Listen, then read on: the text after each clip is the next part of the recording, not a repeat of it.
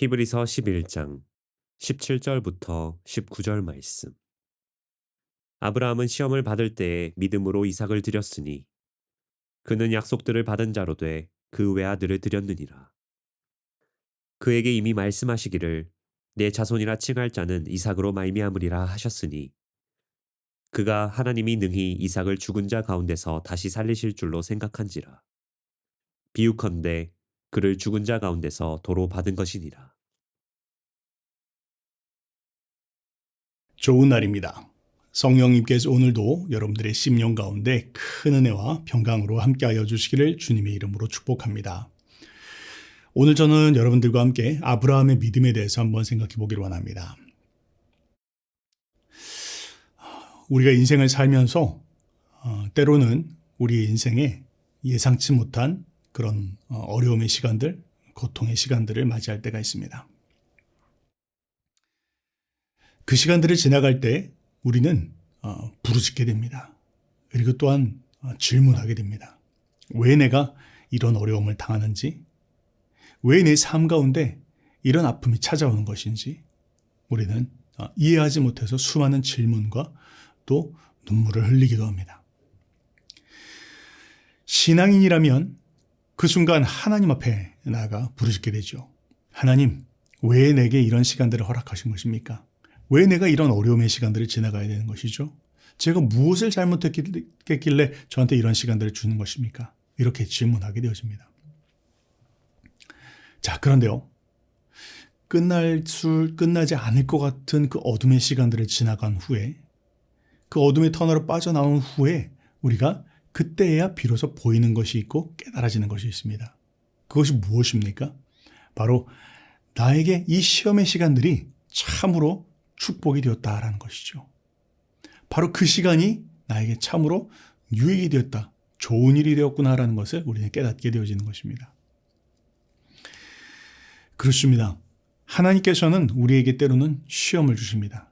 그런데 하나님이 주시는 시험은 무엇입니까? 우리를 연단하시는 시간입니다. 우리를 빚어가시는 그런 시험인 것입니다. 우리 앞에 다이아몬드 원석이 한 번 있다고 생각을 해보죠. 그런데요, 여러분이 다이아몬드 원석은요, 칼을 대기 전까지는 다른 돌과는 다를 바가 없어 보입니다. 그런데 비로소 그 다이아몬드 원석을 깎아가기 시작할 때 다이아몬드는 진가를 발휘하기 시작합니다. 빛이 나기 시작한다는 것이죠. 심지어는 얼마나 더 많은 연단과 연마를 거치느냐에 따라서 이 다이아몬드는 완전히 다른 그런 값어치로 바뀌어지게 되어집니다. 우리 인생이 마치 그와 같다는 것입니다. 우리 인생에서 아무런 시험이 없으면 좋을 것과 같고 아무런 고통의 순간들이 없으면 좋을 것과 같지만, 그러나 그때에는 그것은 우리 마치 그냥 원석과 같이 다른 돌들과 다를 바 없는 그런 인생이 되어진다는 것입니다. 그러나 하나님은 우리를 다이아몬드와 같이 빚어가기를 원하십니다. 때문에 우리는 그 순간 이해할 수 없지만 내 삶 가운데 눈물을 흘리는 순간들, 고통의 시간들, 그리고 내가 정말로 왜 내가 이런 시간들을 지나가야 되는 것인지, 왜 내게 이 아픔이 있는 것인지, 어떤 순간에는 왜 나만 이렇게 하시는 것인지 모르는 그러한 순간들을 지나갈 때 우리는 그것이 하나님의 시험이구나, 하나님이 나를 깎아가시는, 연마하시는, 연단하시는 순간이구나라는 것을 우리는 기억해야 할 것입니다. 그것이 하나님이 우리에게 시험을 주시는 이유인 것입니다. 오늘 여러분들과 함께 생각해 볼 인물은 바로 아브라함이라는 사람입니다. 아브라함이 그의 삶 가운데 지나갔던 이 시험의 순간들을 우리는 기억해 보기를 원합니다. 오늘 본문의 배경이 되어지는 창세기 22장 말씀은 이렇게 이야기하고 있습니다. 22장 1절 말씀에 그 일 후에 하나님이 아브라함을 시험하시려고 그렇게 이야기를 하고 있습니다. 여기서 있는 그 일이란 건 뭘 의미합니까? 이전의 모든 순간들이 다 지나가고 난 후에 이제 아브라함이 자신의 삶의 막바지에 다다른 그 순간을 의미합니다. 자잘한 모든 순간들과 희노애락의 순간들이 지나갔습니다. 아브라함이 인생이 겪을 수 있는 많은 순간들이 지나갔습니다. 그리고 이제는 어쩌면 그의 인생의 마지막, 이미 하나님께서 그에게 주신 약속도 성취되어져 있는 그 순간, 하나님께서는 아브라함에게 다시 찾아오셔서 지금 이렇게 말씀을 하시고 계신 것입니다. 뭘 이야기하십니까? 하나님이 아브라함을 시험하시려고 그를 부르시되 이렇게 이야기하고 있습니다. 아브라함이 분명히 하나님께서 주신 축복이었고 하나님이 주신 약속이었고 하나님의 약속의 성취이기도 한 그 아들 이삭을 품고 있을 때 하나님은 그를 다시 부르십니다. 그리고 이제 이렇게 말씀하십니다. 아브라함아, 그의 이름을 부르십니다. 그가 이르되 내가 여기 있나이다. 여호와께서 이르시되 내 아들 내 사랑하는 독자 이삭을 데리고 모리아 땅으로 가서 내가 내게 일러준 한 산 거기서 그를 번제로 드리라. 이렇게 이야기하십니다. 아브라함에게 이것은 이해할 수 없는 일이었습니다. 하나님 뭐라고요? 너의 아들 이삭을 드리라. 하나님, 지금 이삭을 이야기하셨습니까? 아브라함은 아마 이렇게 질문했을 것 같습니다. 하나님, 이삭이요? 이삭이 누군지 하나님이 아시지 않습니까? 하나님께서 축복하신 아들입니다. 하나님께서 우리는 기대하지 않았을 때 하나님께서 주신 축복으로 받은 아이가 바로 이 이삭입니다. 하나님 저에게 이삭이 어떤 존재인지 아시지 않습니까? 제가 이 아들을 어떻게 얻은 줄 아시지 않습니까? 하나님, 이 아들입니다. 이 아이가 이삭입니다. 또 하나님, 이 아들이 어떤 자입니까? 하나님 이 아들을 통해서 하나님께서 약속의 자녀들을 큰 민족을 이루시겠다고 그렇게 약속하셨습니다. 하나님 말씀하십니다. 내가 안다. 그런데 아브라함은 이해할 수가 없었습니다. 하나님, 이 아이는 하나님의 축복이었고 이 아이는 하나님의 약속이고 하나님 이 아이는 저 자신입니다. 하나님 이 아이는 하나님에게 있어서 중요한 아들 아닙니까? 저에게 있어서는 전부인 아들이고 하나님에게 있어서는 참으로 중요한 그런 아이 아닙니까? 근데 지금 그 아이를 드리라니요. 그것도 번제로 드리라니요. 하나님은 인신제사를 받지 않으시는 분 아니십니까? 저 이방신들처럼 몰렉이나 그모스처럼 사람을 태워받는 일들, 그런 건 하나님의 성품과 맞지 않지 않습니까? 그런데 지금 그 아이를 그렇게 드리라니요. 아브라함은 하나님 앞에 이렇게 부르짖었을 것입니다. 그런데 아브라함에게는 이것이 시험이었습니다. 그 말은 아브라함으로 하여금 이것을 넘어뜨리기 위해서 주어진 것이 아니라 아브라함으로 하여금 한 단계 넘어설 수 있도록 하기 위한 하나님의 축복이었습니다. 아브라함은 이삭을 품고 있는 순간 모든 것을 다 가진 것 같은 그런 마음이었을 것입니다. 하나님의 축복도 하나님의 약속도 성취되었다라고 생각하고 어쩌면 거기서 그는 안주하였을지도 모르겠습니다. 어쩌면 이삭을 품고 있는 한 아브라함은 하나님의 음성도 들려지지 않고 하나님이 무엇을 하시는지 보이지도 않았을지 모르겠습니다. 그것이 하나님이 주신 축복임에도 불구하고요. 종종 우리의 삶에 그럴 때가 있다는 것입니다. 우리의 삶이 하나님이 주신 축복입니다. 하나님께서 주신 약속입니다. 하나님이 주신 일이기도 합니다. 하나님이 주신 사람일 수도 있습니다. 하나님이 주신 목표일 수도 있죠. 그런데 때로 우리는 하나님보다 그 하나님이 주신 이삭을 더 귀하게 여기며 우리의 삶을 달리고 있을 때가 있다는 것입니다. 그 순간 그 이삭은 나에게 더 이상은 축복이 아닙니다. 그 순간 그 이삭은 어떤 것입니까? 나를 옥매는 것이고 또 나를 구속하는 것이고 나로 하여금 자유를 빼앗는 것입니다.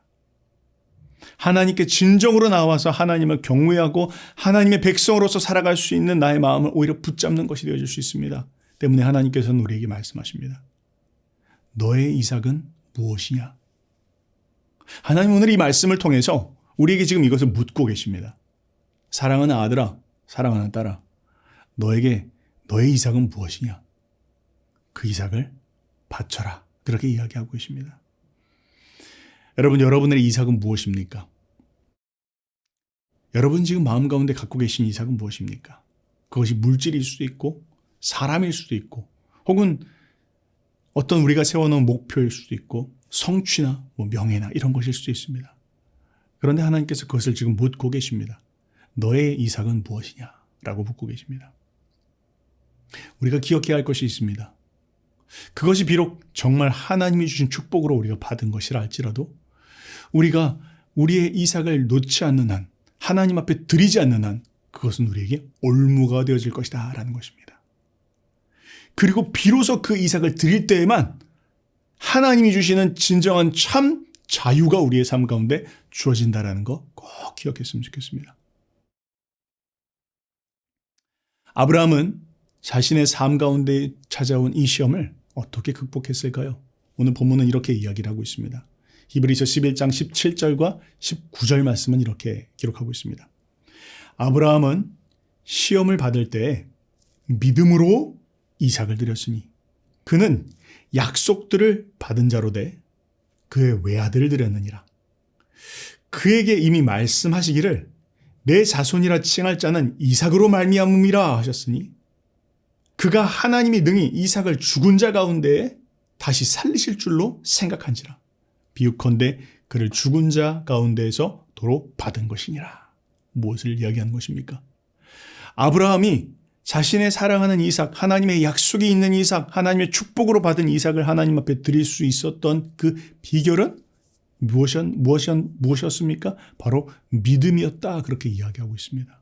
아브라함이 갖고 있었던 믿음은 무엇이었습니까? 하나님께서 이 아이를 심지어 내가 죽인다 할지라도, 그를 제물로 드린다 할지라도 하나님은 그를 다시 살릴 것이다 라고 하는 그런 믿음이 있었다는 것입니다. 그것이 아브라함이 가졌던 믿음이었고 그 믿음이 참으로 하나님께서 귀하셨기에 하나님이 그 아브라함의 믿음을 받으셨다라는 것이죠. 오늘 그것을 우리에게 묻고 계신다라는 것입니다. 하나님은 우리에게 물어보십니다. 너의 이삭은 무엇이냐? 네가 붙잡고 있는 그 이삭은 무엇이냐? 네가 드려야 할 그 이삭은 무엇이냐? 마치 이것을 내려놓으면 죽을 것 같고 이것을 내려놓으면 내가 끝난 것과 같고 이것이 나의 모든 존재의 의미라고 생각하고 있는 그것을 내게 드리기를 원한다. 그런데 그때 하나님은 우리가 기억할 것이 있다 말씀하십니다. 믿음을 가지라라는 것이죠. 성경을 통해서 우리에게 이야기하는 것은 바로 그것입니다. 믿음을 가지라. 죽을 것 같은 그 순간 가운데에서 그리고 정말 내가 그것을 죽인다 할지라도 하나님은 그것을 다시 살릴 것이다 라고 하는 그런 믿음을 우리 가운데 지금 이야기하고 계신 것입니다.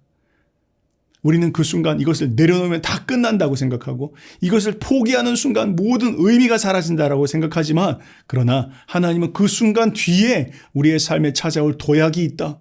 그 뒤에 우리의 삶 가운데 다가올 축복이 있다. 그 뒤에 너의 삶 가운데 주기를 원하는 진정한 자유가 있다라고 지금 약속하고 계신 것입니다. 바로 그것이 우리의 삶 가운데 시험을 주시는 이유입니다. 그 순간은 참으로 고통스럽고 이해할 수가 없고 왜 내게 이런 시간들이 지나가는지 알 수 없지만 그 시간들이 지나고 나면 그때 이것을 깎아내기 위해서 내가 그 눈물을 흘려야 했었던 것이구나. 내가 이것을 붙잡고 살아갔다면 정말 내 삶 가운데 하나님이 지금 누리게 하시는, 경험하게 하시는 이것을 내가 경험할 수 없었겠구나라는 것을 하나님은 알게 하신다는 것이죠. 오늘 주님은 이 아브라함의 믿음을 통해서 우리 가운데 묻고 계십니다. 내가 너에게 이 시험을 주기를 원하신다. 너의 이삭을 내게 드리기를 바란다. 그런데 그때 우리에게 믿음을 요구하시는 것입니다. 아브라함이 가졌던 그 믿음. 내가 심지어 죽인다 할지라도 하나님은 이를 다시 살리실 것이다. 하나님, 제가 이제는 붙잡지 않겠습니다. 연연하지 않겠습니다. 매여 있지 않겠습니다. 그리고 내가 붙잡고 있었던 것들, 내 모든 것이라고 생각했던 것들, 그거 하나님 앞에 드리겠습니다. 그렇게 나아갈 때 하나님은 우리에게 아브라함이 경험하였던 그 새로운 차원의 신앙과 축복과 자유를 우리의 삶 가운데 주기를 원하신다라는 것입니다. 그런 믿음으로 새롭게 한 걸음을 내딛기를 축복합니다. 그럴 때 하나님이 주시는 그 아브라함의 축복이 우리의 삶을 통해서 흘러가게 되어질 것입니다. 그런 은혜를 경험하는 저와 여러분들 되시기를 주님의 이름으로 축복합니다.